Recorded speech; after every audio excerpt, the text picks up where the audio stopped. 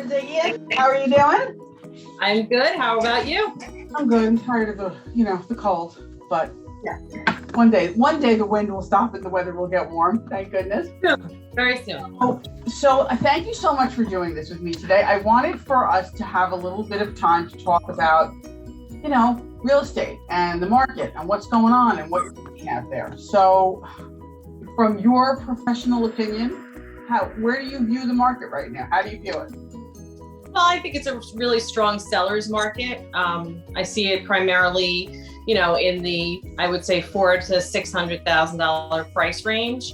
Those homes are moving, at lightning speed. And yeah, we have a lot of people, backed up who want to buy houses, and the inventory has just been so low that the minute something hits the market, everybody runs over to it and, puts offers. So it's definitely fast paced. Got to keep up with everything on a daily basis. Otherwise, you miss one and it's over. So what would your best advice be to somebody that's a buyer that's looking in that four? And I know you say 4 to 6, but I'm even seeing up to 7 now, which is unusual. They're really kind of moving. But what would you say your best advice to that buyer? What do they have to have in place? How would you advise them? Well, I've actually had a couple of people who have come to me after feeling like they couldn't accomplish what they want as far as buying a home, and asked me for advice as to what they're doing wrong. So, I would say the things you need to have ready are a definite pre-approval, maybe for different amounts, and a strong down payment. Unfortunately, I think we're in a position now where the buyers who are doing like a 3.5% or a 5% down payment are just getting kind of like pushed down the list. And it's unfortunate because everybody does deserve to own a home. And I know FHA has great rates, but again, that's a little bit more of a difficult transaction from a seller standpoint. So as a listing agent, you try and do the best that you can for your seller, get them a more solid offer that doesn't involve an FHA appraisal. But, not everybody can go conventional. So there's a lot of different variables as far as down payment amounts. Anybody who has 5%, some of them I've counseled them and told them maybe you should wait a couple of months, try and save up a little bit more money. Even 7% is better than 5. I'm not saying 5 to 20. Right. But just something a little bit more substantial. Right. And also the difference if they can get approved for a conventional versus an FHA, that could make a difference as well. Right. And I see a lot of the sellers are really looking for the path of least resistance. So they don't want somebody coming in and then doing an inspection and asking for little minuscule things that aren't even important to be repaired. Because, most of the time these homes that we're selling are not new.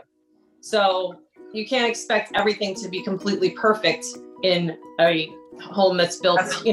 That's a really, really good point, right? Because it's not brand new construction, and you need to understand if it were, you'd be paying a lot more money, your taxes would be a lot higher, and you got to be realistic for those buyers out there.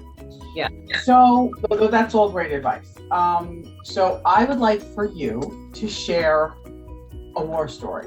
Tell me about a deal that went spectacularly well for you, and how did you advocate? It can be on the buy side or the sell side. What was your one thing that you did that it was like, wow, that came together beautifully?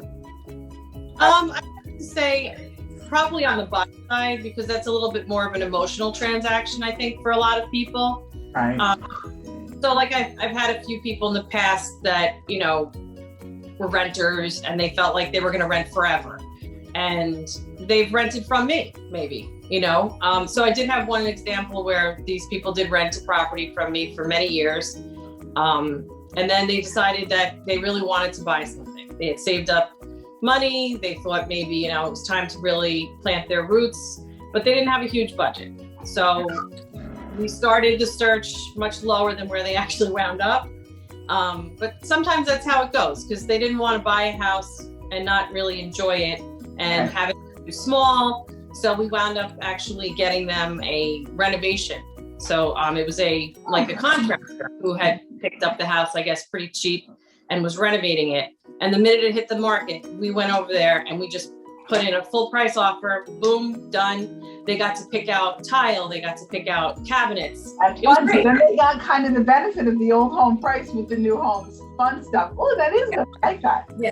And we had lost a bunch of houses before that, so they were getting a little disappointed and feeling like it was never going to happen. And then all of a sudden it just came together, wound up being on the street like 2 blocks away from their parents. And it Oh was my just gosh, that's wonderful. That's Yeah, fantastic. Yeah. Yeah. The dad would go over during the construction and bring the guys coffee, donuts, lunch.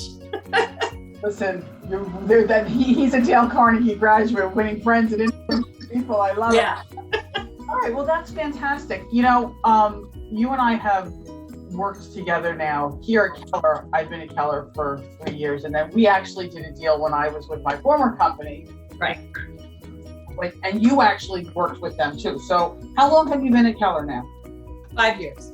5 years. And why do you like Keller, if I may ask? Sure. I like the freedom of running my own business. I like the ability to kind of represent myself as an agent more than represent a company, even though I do, love the Keller brand, and I do appreciate all of the back end, processes that are in place. But I just feel like it's a little bit more of customizable to my likes. So it's about you. Your business is about you here. Yes. Well, you can't say more than that, right? Because if you're the one out there working, you want it to be about you and what you're doing as opposed to somebody else. Right. Well, I thank you, Miss Susan, for taking this book to me. You've had an amazing year. Thanks. Killed it. You do an amazing job for your clients and your customers, and anybody that works with you is pretty lucky. So I hope you have a great day. You stay warm. Lord knows we've had enough of this. So yeah. All right. Take care. Bye-bye. Thank you.